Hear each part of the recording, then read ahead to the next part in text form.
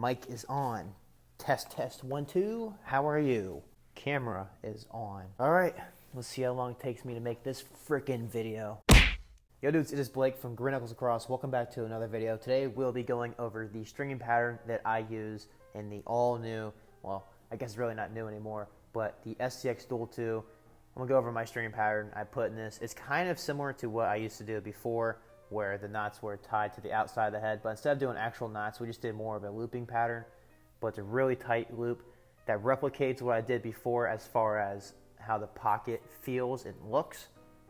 But instead of doing knots, we just did loops to make it a little bit easier and a lot faster to string. And I don't know, I just wanted to try to step away from the knots, but still keep that fundamental where the knots are to the outside of the head to prevent the ball from getting stuck in the back of this thing, because we all know that these get pinched super quick. And it's an absolute nightmare trying to get the ball out of the back of one of these things when it gets super pinched and you string it normally. If you string it normally, the knots will slip to the inside.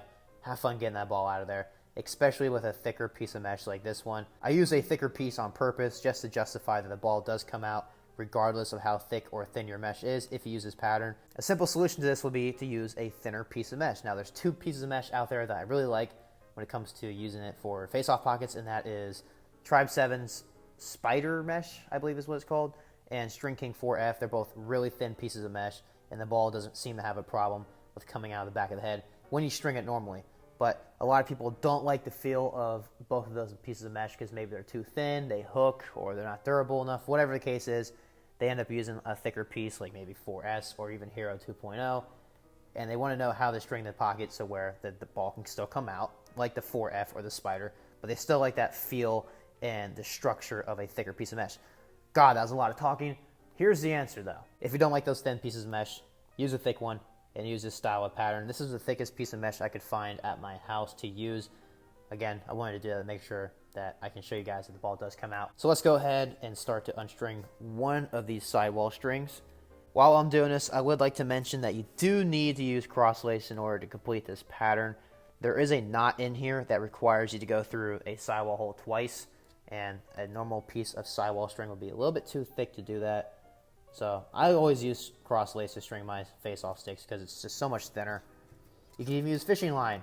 That head is still holding up very well. If you guys have seen that video, go ahead and check it out. I'll link it up in the thumbnail thing, whatever it's called, right in the corner of the video. And hopefully you can tell this is a 9-diamond top string. If you don't know how to string that, you probably shouldn't be watching this video to begin with. If you need help learning how to string, be sure to check out our good friends over at ECD. Greg makes plenty of videos on how to string lacrosse heads. All right, we're just about done unstringing this thing, but let me know if you guys like this camera angle. This is something new. I figured it'd be a nice little change up from what the stereotypical stringing video angle is from, where it's kind of like over the shoulder, and it's kind of hard to see the knots when there's a white background and you're using white mesh with a white piece of string.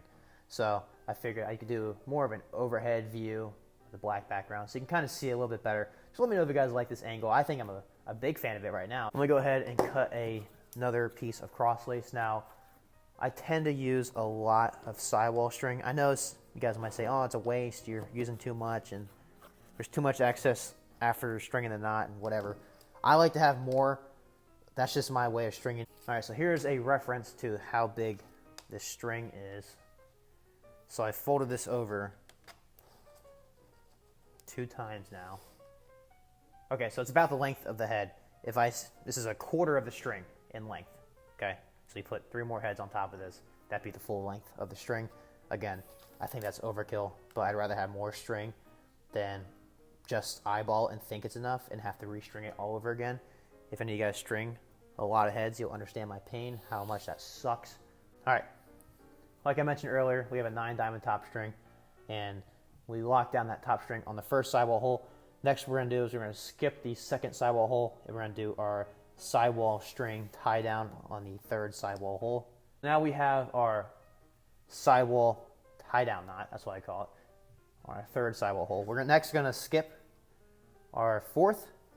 We're gonna come through our fifth with an SI, which is a standard SI. Next we are going to skip the next sidewall hole, and we're going to come through the following sidewall hole with another SI.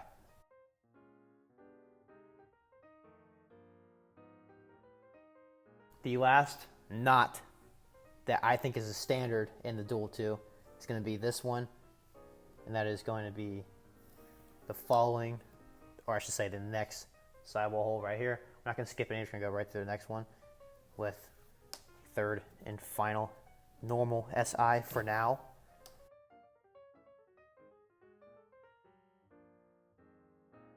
Now this is the part where I tell you, don't be afraid to change up what you do down here.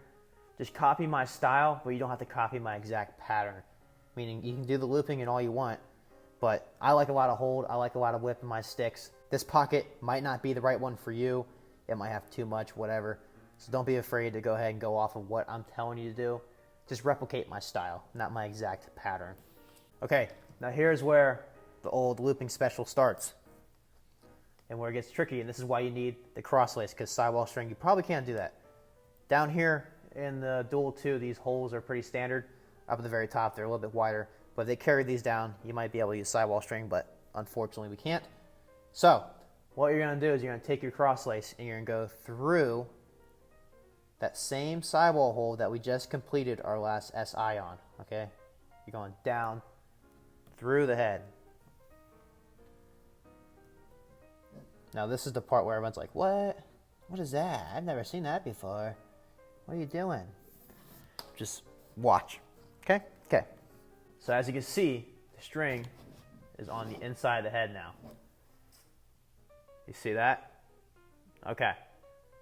So what you're gonna do now, you're gonna take that string, you're gonna come, if I can get my fingers through here, you're gonna come right through here, okay? So if I flip this around, watch, flip, okay? The string is in between the sidewall and the sidewall strut, okay? We're in this gap. We're gonna use this gap the entire way down, okay? So now I'm taking this string, I'm pulling it towards me, depending on how you're sitting. You're pulling it towards the back of the head, okay? And then you're gonna take your next 10 diamond row. And a way to save some time on this throughout the rest of the pattern is to try to line up this diamond with the sidewall hole. Because what you're doing is you're taking that cross lace and you're going down through, here I'll pull it apart first. You're going down through the next 10 diamond row and then you're going down through the next sidewall hole, okay? You're pulling that tight. You're pulling the pocket a bit. And there you go. Okay. And this is what you get on the inside of the head. All right, see that? So this is going to be the common theme all the way down. So again, we have our string to the inside of the head. We're going to pull it through this little gap.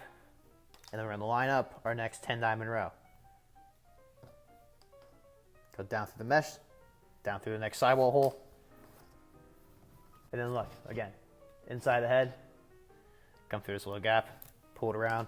Then we're going to line up our next 10 diamond row to our next sidewall hole. Down, down, pull through. Okay.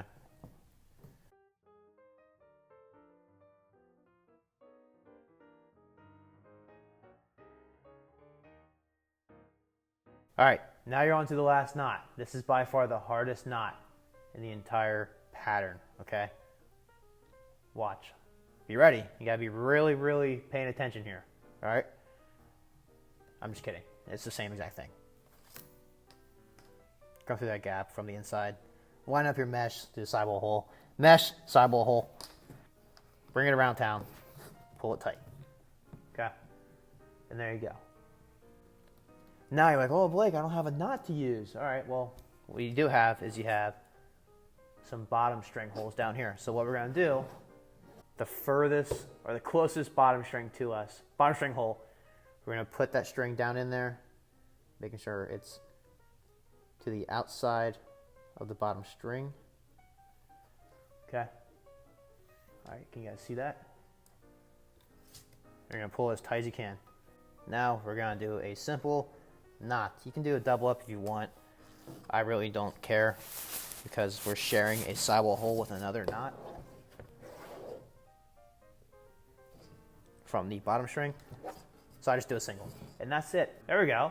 That looks pretty freaking sick, eh? God, this is an arm workout trying to hold this thing out. I'm shaking like a freaking crackhead. To me, it looks pretty freaking sick. And here's the inside of it. I love that transition knot right here. I think that looks so sick. Boom. All right. Let me zoom out real quick. I might have lied. This might be too much string. This is almost down to the butt end of the shaft. Are you kidding me? Yeah, what am I thinking? Oh my God, look how far down that is. Yeah, you don't have to use that much. Just twice the length of a normal sidewall string at most. Cut off whatever. Yeah, that looks good. And then you want to go to your Chinese dollar store and get one of these. Not kidding, I paid exactly $1 for this. Best investment I ever made. Burn that off.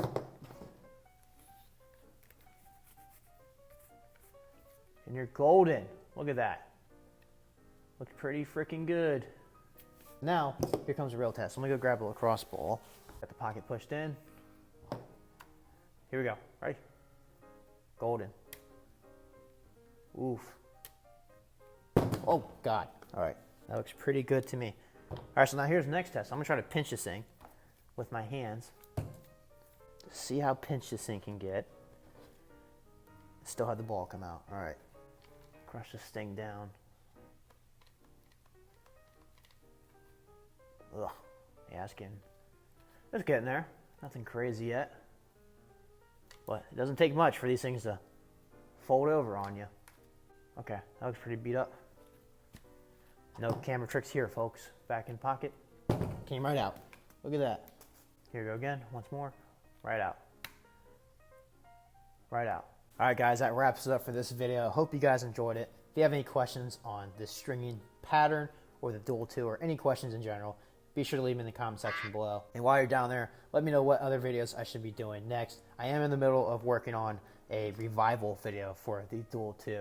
This thing isn't really dead yet, so I'm kind of waiting for it to be completely pinched, and I'm going to try some different types of ways to open it back up and see if we can use it, just like the Nike CEO video I did way back then. So we're going to do that same exact thing for the Duel II. So stay tuned for that. Like and share this video, subscribe to our channel. If you haven't already, check us out on Instagram at Green Knuckles Lacrosse. And be sure to check out our website at greenknucklesLacrosse.com for some sweet hats. Thanks for watching, and I'll catch you guys in the next video. Till then, kids, get them dirty.